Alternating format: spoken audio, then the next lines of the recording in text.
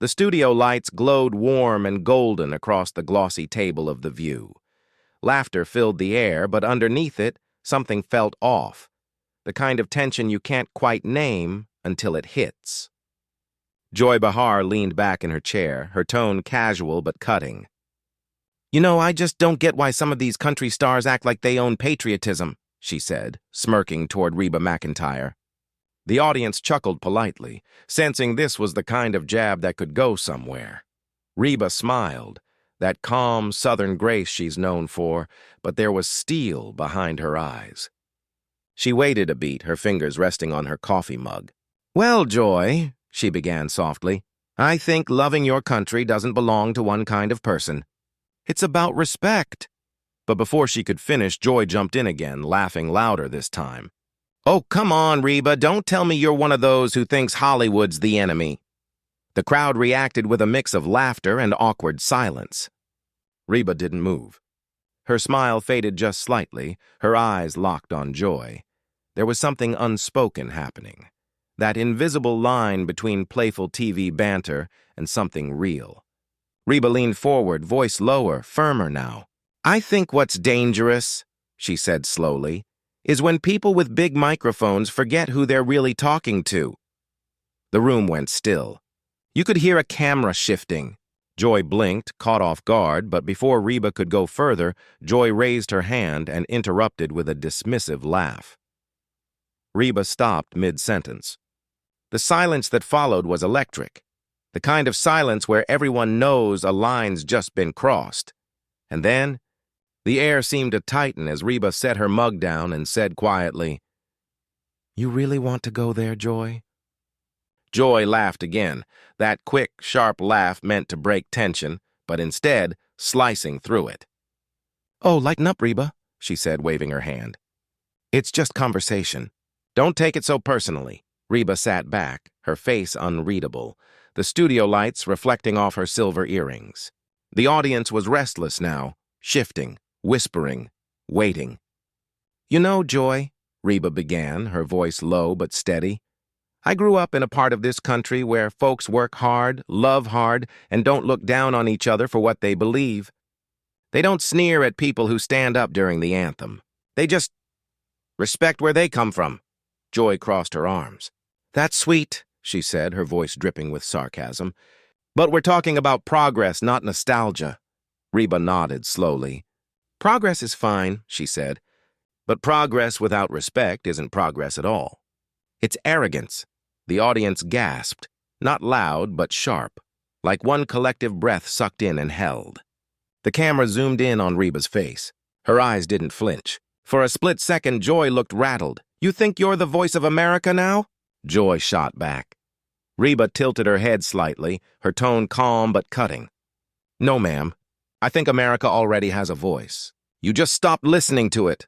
The room erupted, half applause, half shock. Joy's smile faltered.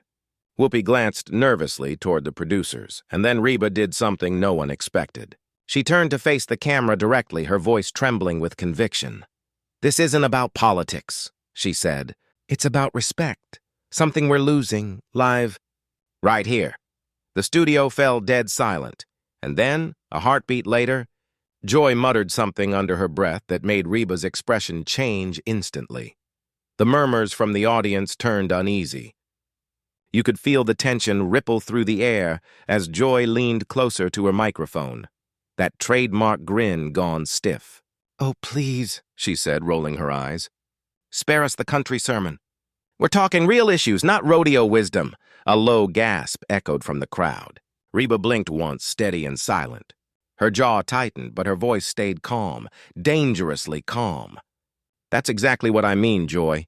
When folks like you call it rodeo wisdom, you're not just mocking me. You're mocking millions of people who live their lives with dignity and heart.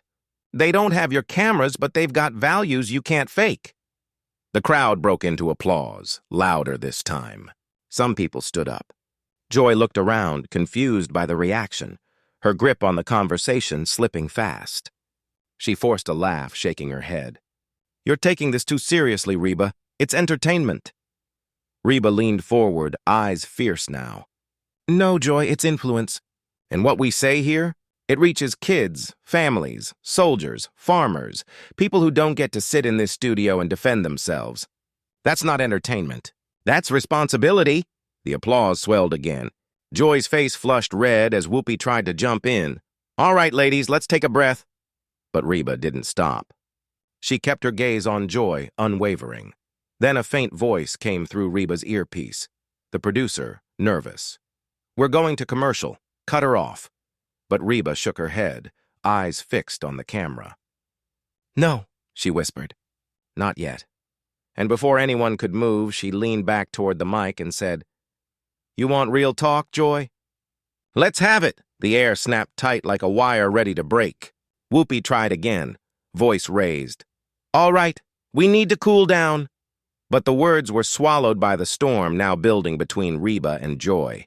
Cameras zoomed in. The audience leaned forward, phones out, knowing they were witnessing something raw and unfiltered. Joy leaned in, her tone sharper than before. You think just because you sing about America, you understand it better than the rest of us? She challenged. You don't live in the real world anymore, Reba. You live in a bubble of fame. Reba's eyes narrowed slightly. Honey, she said, her voice trembling with emotion. I came from a ranch in Oklahoma where you worked until your hands bled. That's the real world. And maybe if folks on TV spent less time mocking it and more time understanding it, we'd be a whole lot closer as a country. The audience roared. Applause, cheers, shouts. Joy tried to talk over it, slamming her cue cards down in frustration. Oh, please. You're just another celebrity pretending to be the voice of the people. Reba stood up. The studio fell silent again. Even the cameras hesitated, trying to catch her face just right, fire in her eyes, heartbreak in her voice. I don't pretend, Joy, Reba said, each word deliberate. I live it. And I've listened long enough to the same kind of talk tearing this country apart. Joy muttered something under her breath, but Reba didn't let her finish this time. She raised her hand firm, commanding every ounce of her southern steel showing through. That's enough, she said. The room froze. No one breathed, and in that silence, just before the commercial cut, Reba's words hung in the air like thunder that hadn't yet struck. The broadcast cut abruptly to commercial. But the damage, or the truth, was already done. Clips of Reba's fiery "that's enough" moment hit social media before the segment even ended. Within minutes, hashtags flooded X and Instagram. Reba vs. Joy, that's enough, respect in America. The country was divided and captivated. Morning news shows replayed the clip in slow motion. Some anchors called it the most powerful live TV moment of the year. Others said Reba had crossed a line. But behind the headlines, something deeper was stirring. People were talking again. Talking about respect, about Hollywood, about heartland values, and who really gets to speak for America. Reba stayed quiet for 2 days, then finally released a statement. Her words were calm, reflective, and heavy with emotion. I didn't plan to argue. I just couldn't sit there and pretend it was all jokes anymore. I love this country and I love people, even when we disagree. Meanwhile, Joy Behar said nothing. No apology, no acknowledgement, just silence. Until one night a leak hit the internet, an alleged private message from Joy to Reba. In it, she admitted the exchange went too far and that she didn't expect Reba to actually fight back. The internet exploded again. Fans demanded the full story. Was the message real?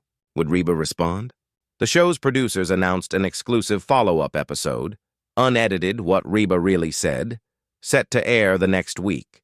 And as the teaser rolled, one haunting question lingered across the screen. The same one viewers everywhere were asking themselves, if Reba McEntire can stand up and say that's enough, what happens when the rest of America finally does too?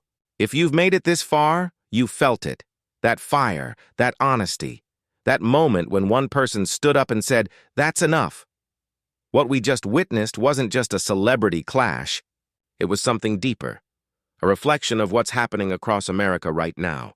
A moment where someone refused to be silenced, refused to play nice for the cameras, and chose truth over comfort.